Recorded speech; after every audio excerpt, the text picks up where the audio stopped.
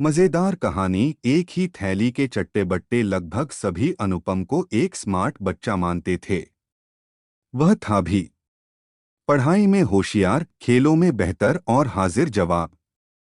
सिर्फ mummy papa और छोटी बहन कुमकुम को ही यह रहस्य मालूम था कि रात होते ही उसकी पमपम बज जाती है। अनुपम को अंधेरे से बहुत डर लगता था। डर भी इतना कि अंधेरे कमरे में अकेले जाने की बात तो छोड़िए, मध्यम रोशनी से भी उसे घबराहट होने लगती थी। उसके कारण लंबे समय से वे लोग कोई फिल्म सिनेमा हॉल में नहीं देख पाए थे। मम्मी पापा के बेडरूम और कुमकुम के कमरे के बीच अनुपम का सुंदर हवादार कमरा था।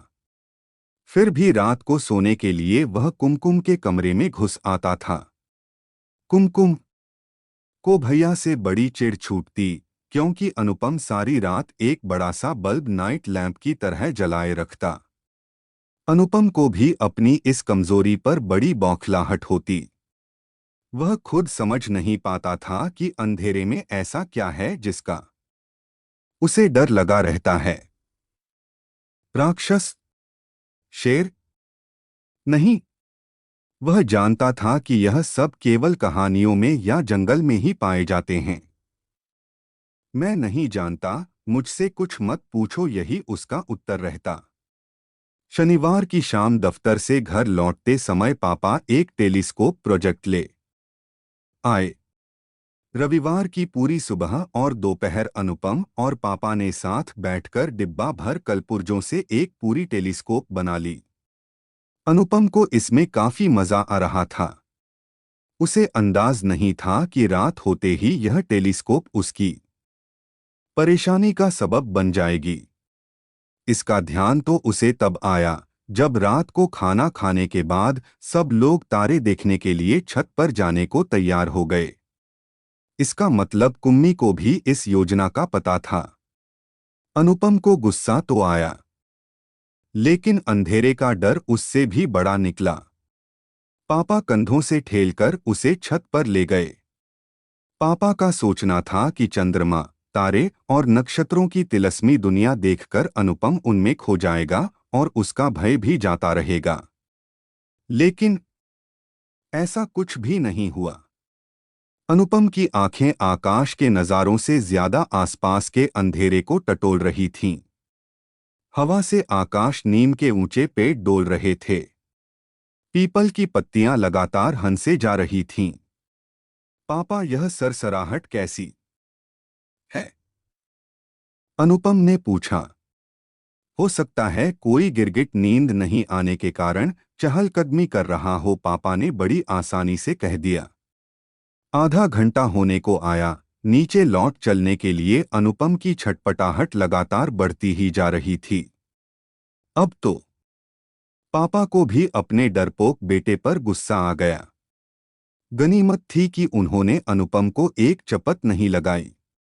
अच्छी खासी हवाखोरी की किरकिरी हो गई थी। स्नेह सम्मेलन का मौसम था। वातावरण में मौजमजे की खुनक थी। पढ़ाई पर जोर कम था। एक दोपहर क्लास टीचर कक्षा में आई और मेज पर ही बैठ गई। बिना बताए बच्चे जान गए कि आज कुछ खास बात है। एक रेडियो जॉकी के अंदाज में हवा में हाथ लहराकर टीचर ने घोषणा की कि हम लोग पिकनिक पर जा रहे हैं। पिकनिक पूरे 2 दिन और 2 रातों की होगी। हर किसी को पिकनिक में आना जरूरी है। बच्चे तो खुशी से उछल पड़े, किलकारियां भरने लगे और मारे उत्तेजना के मेज थपथपाने लगे।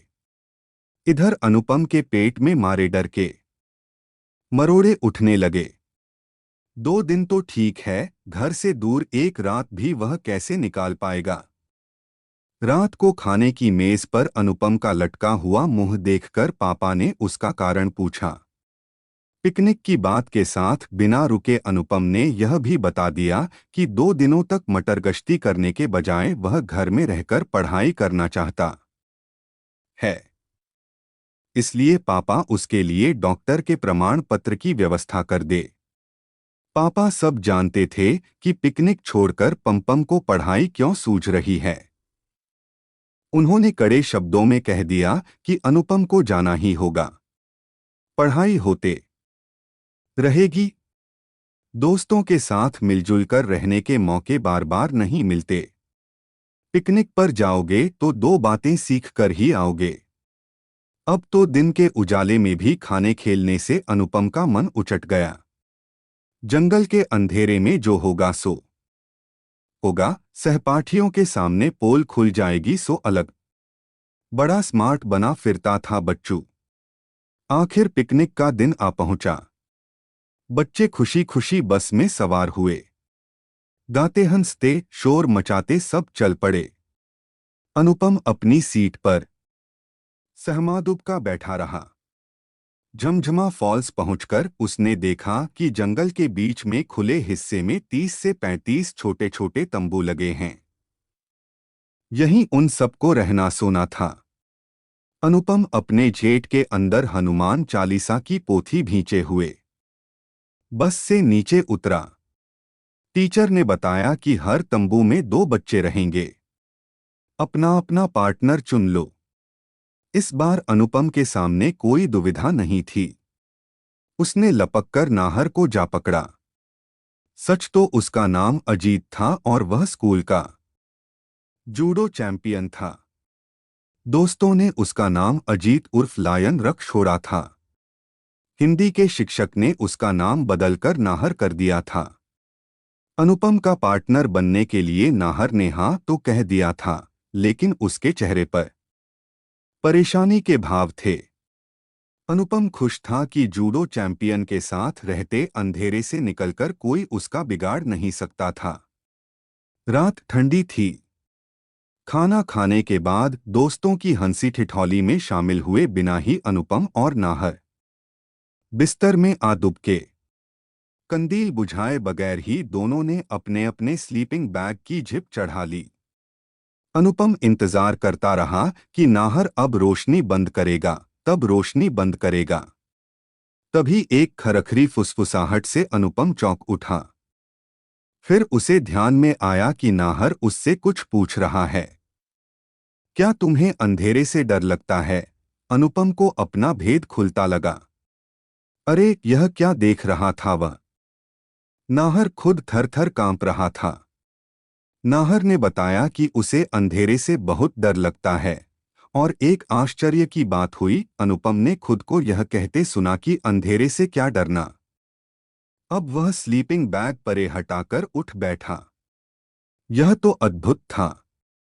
अनुपम को अपने आप पर विश्वास ही नहीं हो रहा था। उसने नाहर को थपथपाकर कहा कि दोस्त, तुम तो एकदम पोंगे निकले। डरो मत, मैं तुम्हारे साथ हूं। तुम मेरा हाथ थाम लो और बेफिक्र होकर सो जाओ। अनुपम का हाथ थामकर नाहर निश्चिंत हो गया। लेकिन तुम मुस्कुरा क्यों रहे हो? कहीं यह बात सबको बता तो नहीं दोगे? नाहर ने पूछा। तुम्हारी यह हालत देखकर मुझे ऐसा ही एक पगला लड़का याद आ गया। अनुपम ने दूर अंधेरे में ताकते हुए कहा, लेकिन वह पुरानी बात है।